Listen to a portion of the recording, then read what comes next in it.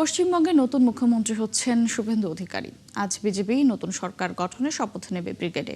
এ নিয়ে বিস্তারিত আলোচনা করতে আমাদের সঙ্গে যুক্ত হচ্ছেন আন্তর্জাতিক সম্পর্ক বিশ্লেষক ও জগন্নাথ বিশ্ববিদ্যালয়ের অধ্যাপক মিসবাউল আলম আজম সওদাগর।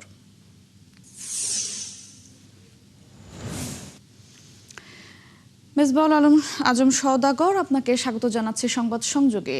আমরা দেখতে পাচ্ছি যে তৃণমূলকে হারিয়ে বিজেপি প্রথমবারের মতো পশ্চিমবঙ্গের শাসনভার নিতে যাচ্ছে। এই যে দীর্ঘদিন তৃণমূল কংগ্রেসের শাসন থেকে এবার বিজেপির অধীনে যাচ্ছে পশ্চিমবঙ্গ, এতে রাজ্যে কি ধরনের পরিবর্তন আসতে পারে?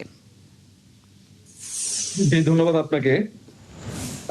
আজকের এই শপথ গ্রহণটা মুখ্যমন্ত্রী হিসেবে যে শুভেন্দু অধিকারী শপথটা নিতে যাচ্ছেন, এটার অনেক বড় পলিটিক্যাল সিগনিফিকেন্স রয়েছে। আপনি দেখতে পাচ্ছেন, প্রথম কথা হচ্ছে যে ভারতের যে উগ্র জাতীয়তাবাদী রাজনীতি, সেই রাজনীতির একজন অন্যতম একজন নেতা শুভেন্দু অধিকারী। তিনি দীর্ঘদিন থেকে রাজনীতি করে নিজেকে আলোচনায় রেখেছিলেন পুরো ভারতবর্ষে। তো তিনি মুখ্যমন্ত্রী হিসেবে শপথ নিতে যাচ্ছেন, এটা একটা দিক। আরেকটা দিক হচ্ছে পশ্চিমবঙ্গের রাজনীতিতে একটা বড় ধরনের পলিটিক্যাল শিফটিং আমরা লক্ষ্য করছি। আপনি জানেন যে সেখানে দীর্ঘদিন বাম রাজনীতির একটা একক প্রভাব ছিল।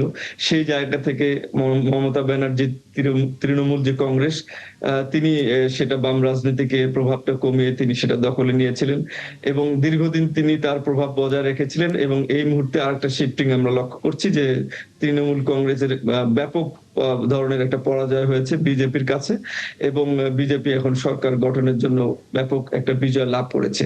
তো সব দিক থেকে একটা বড় ধরনের শিফটিং, পলিটিক্যাল শিফটিং আমরা এখানে, ট্রান্সফরমেশন আমরা এখানে লক্ষ্য করছি, যেটা ভারতের জাতীয় রাজনীতিতে অত্যন্ত গুরুত্বপূর্ণ। পাশাপাশি আপনি দেখছেন যে এই শপথ গ্রহণ অনুষ্ঠানে নরেন্দ্র মোদী কিন্তু নিজেই আজকে উপস্থিত থাকছেন। তাছাড়া বিজেপির আরো শীর্ষস্থানীয় নেতারা সহ খুব জাঁকজমকপূর্ণ পরিবেশে এই শপথ গ্রহণটি অনুষ্ঠিত হতে যাচ্ছে।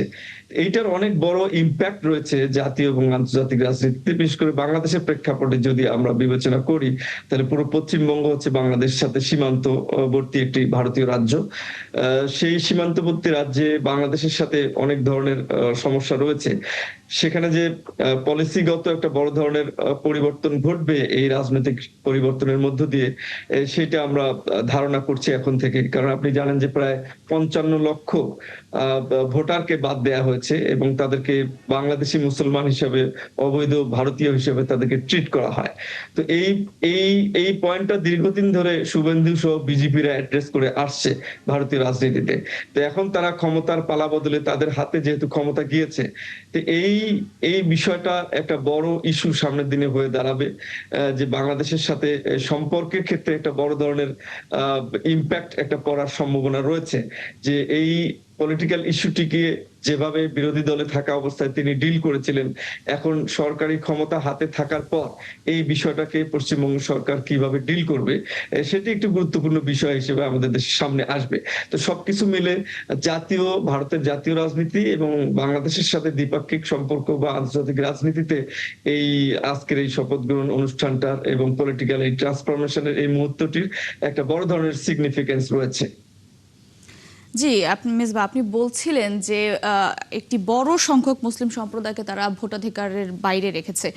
তো বিজেপির এই ক্ষমতা গ্রহণের পর সেই মুসলিম সম্প্রদায় কোণঠাসা হয়ে পড়বে কিনা, রাজনৈতিক দিক থেকে পশ্চিমবঙ্গের প্রভাব কতখানি পড়তে পারে?